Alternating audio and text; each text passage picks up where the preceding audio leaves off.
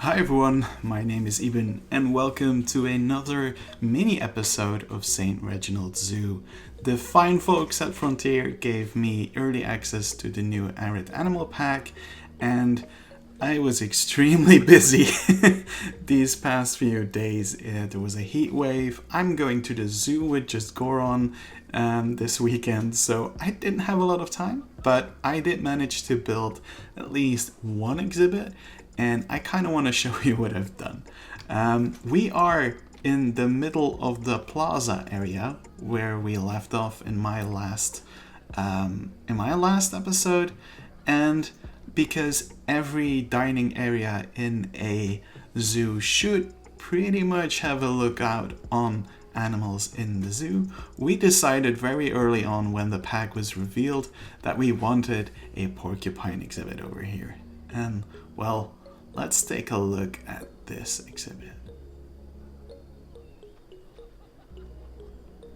And there we have it, a brand new porcupine exhibit.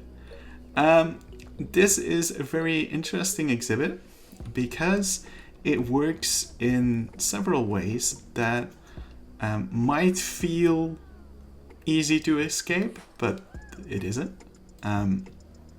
So this exhibit is based on a few things, and I know everyone is here for the Arid Animal Pack, but I want to talk about zoos for a split second. So first of all, this is based on the third generation of zoos, so that means exhibits that were made during a time where they focused a lot on making things functional and easy to clean, and that is why you can see so much concrete over here. The zoo in the meantime has removed a bunch of the concrete and went in and used some sand and dirt and stuff like that, but it's still there obviously because this is an old zoo and we want to have signs of that in the zoo. But the thing that you probably would have noticed is that there's a plateau over here, and that the animals can get really close to you. And that is based entirely on the book called Making Zoos Attractive. This is not an advertisement for that book in any way, I just really like that book. And that book had some really cool concepts on exhibits for porcupine. They basically mentioned that a porcupine can climb well on rocks and stuff, but once a porcupine is on a plateau that is higher than 80 centimeters, it basically won't jump down. So you can have a plateau of 80 centimeters high and you can have porcupines on that, and guests could actually just come in close and almost touch the porcupine. So that was a really cool feature that I wanted to introduce here, and that's what's happened right here. There is an electric wire fence here, and in the book they mention that it's more of a thing for the porcupines at night than it's really a thing to keep the porcupines away from the ledge. And another cool thing in that book was that once you have a plateau and there's a barrier a meter away from the plateau, meerkats won't try to escape anymore. There was a picture in the book that was really cool that basically had the author of the book with a tape measure and going all the way up to one of the meerkats, and he was right. There was a meter distance between the fence and the plateau, and that was all that was needed to keep the meerkats on the plateau, which I really like. So that's what I did here as well. I made sure there was a plateau, I made sure that there was a fence, and well, it works really well. I know that in our desert house we had a combination of dik and meerkats. We're simply going to replace the meerkats over there with another species. But yeah, this is an exhibit that I've been wanting to make for such a long while now, because porcupines are one of my favorite animals and I am very happy to have them in the game. As I said, I really didn't have a lot of time, so I didn't really play that much with the other animals. I've only really played with the porcupines, and those were really fantastic. I really love them. And I'm quite happy that Planet Zoo has been focusing on getting more of these smaller sized animals and smaller sized mammals, specifically like looking at Twilight Pack and Grasslands and everything. Like, we've been getting a bunch of extra animals that aren't the largest, and I really appreciate that. When it comes to the rest of the pack, I only saw the other animals very briefly. I didn't spend as much time with them, but because again, didn't have a lot of time. But from the ones that I've seen, they all looked really, really well. We are at a point where we can expect quality from Frontier.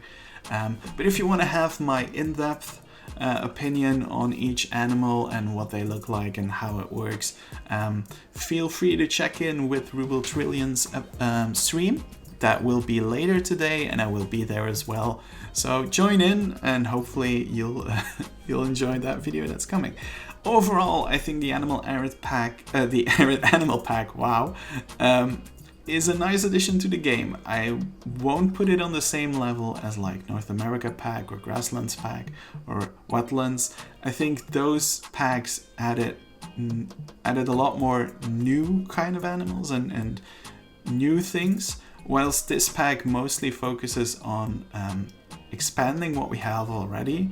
And for me, this is a kind of pack that will extend the lifetime that you have with a game like Planet Zoo, because in the future you will be able to have multiple different ungulates in your zoo, and you will be able to switch it up. And that's one of the things that I really appreciate, having been building zoos for 2 decades now at this point. I know how it feels like, what it feels like when you've built like 17 zoos already, and that you don't want to do another zebra exhibit, and you want to use something different, and you go for a Somali wild ass. Like, those are the kind of animals that will really help you expand the lifetime of the zoo, which is really, really cool. So yeah, Arid Animal Pack, I would go for it. I would buy it, especially the people in my audience here are the people who really want to have the complete zoo experience. So like, don't hesitate. It's worth getting, especially just for the porcupines alone. So yeah, let's take a look at some other things in this area, because we also got a new free update. And with that free update, I was able to make this food court and finish it up slightly. It still requires some changes. I'm gonna quickly switch the time of day for a second, because I want to be able to show this, because we are in an area with a food court, and we wanted to have a way to have people get food. But of course, this is an old area of the zoo. This was never planned to have a restaurant, and it would have been very difficult to basically build an entire restaurant here. So we went for solutions that you can find in other zoos as well, such as the Cincinnati Zoo. We went for these cute little custom-made food trucks, and we've got 3 of them. All of them have references to our BroNation members, but more specifically to Maskedbandit. Maskedbandit had made a lot of food trucks in No Name Landia, so this was our way to honor his work over there. I'm saying our way, but this was all me. We have the Bandit EPA food truck, where you can get all kinds of drinks, such as summer ale and Surfside Pleasure beer, and it's voted the best by everyone. It was a tagline for a Moblung. We have Conifer Slices, a pizza truck, with which are the best of the Wests. And finally, we have our Bro Burgers, which is of course based on the BroNation logo. And Bro Burgers is like burgers with your bro. Yeah, so all of this is showcasing, of course, one of the cool new features, which I've been dying to get for like months now. For years actually. I wanted this since the start from the game, and that's being able to recolor the staff uniforms. That's one of the things that I've been looking forward so much, because zoos usually have their own kind of colors for their uniforms, and those are quite unique between each zoo. So I'm so happy that we're finally going to be able to adjust the existing uniforms. This was a feature that was very high on my list, so I'm very happy with that. And I'm gonna switch out of the the explore mode for a second here, because we also got a bunch of new cool camera features. And let's take a look at that. Here we go. So one of the cool things that we've gotten now is a extra smooth motion. So that means that if I go and turn around, my camera goes really smooth. Whoops. There we go. I'm gonna turn it off again because it is very, very smooth. But it also comes with these cool new camera modes, which is a scenic mode, and I can just plop this down over here, and then the camera starts spinning around. And that's really, really cool because it can do really cool views of your exhibits. And personally, I know that a lot of people were like, yeah, but I will never use that. I'm not a content creator. I don't make these things. But even without this being even as a content creator, even without being a content creator in mind, I still like this because it gives me a way to quickly spin around and see what my zoo would look like. And I think that's quite cool. There's also like a spiral motion, which, if I remember correctly, will make me slowly go up. And I think it's already happening.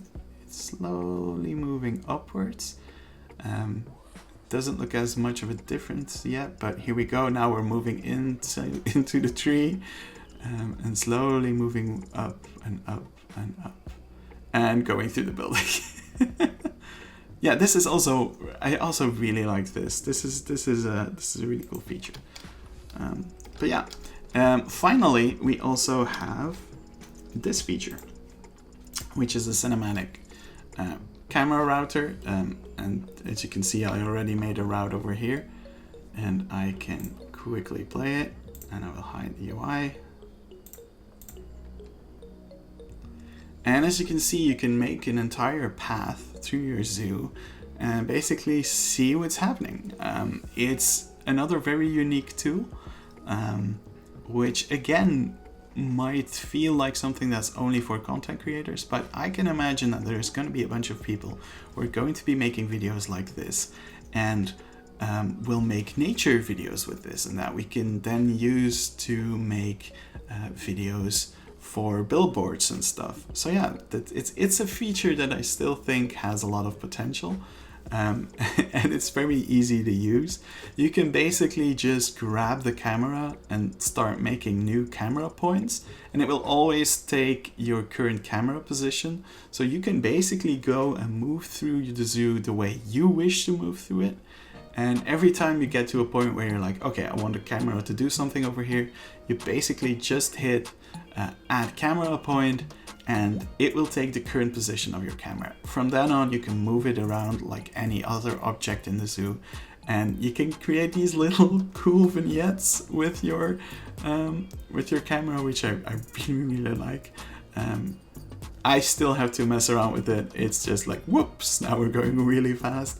But yeah, I like this feature quite a lot. Of course, I'm a content creator, so it's very useful for me. But yeah, it's still a cool thing, and it gives you new ways to go through your zoo. Even if you're not going to use this for making videos, just use this to explore your zoo in a way that you haven't done before. So yeah, I really, really like it. And we are at the end. Well, there we go. So as you can see, this is everything that I've done in the past week. I'm quite satisfied with this first draft. I think that there's still things that I want to change in the future, but for now I'm really happy with it. Hopefully you'll all enjoy the release of the new Arid Animal Pack. Be sure to check out Ruble Trillin's channel later today for the stream where we'll go over all the animals. Thank you so much for watching. Thank you so much to Frontier for allowing me to do an early access video. If you liked this, please subscribe, like, comment, do whatever you want to do. Catch up with the series. We have a really cool zoo here, and I really hope you all enjoyed as much as we do. And we hope to see you all in the next episode, which should be next week on Wyatt's channel. Thank you all so much for watching. Bye! Aha!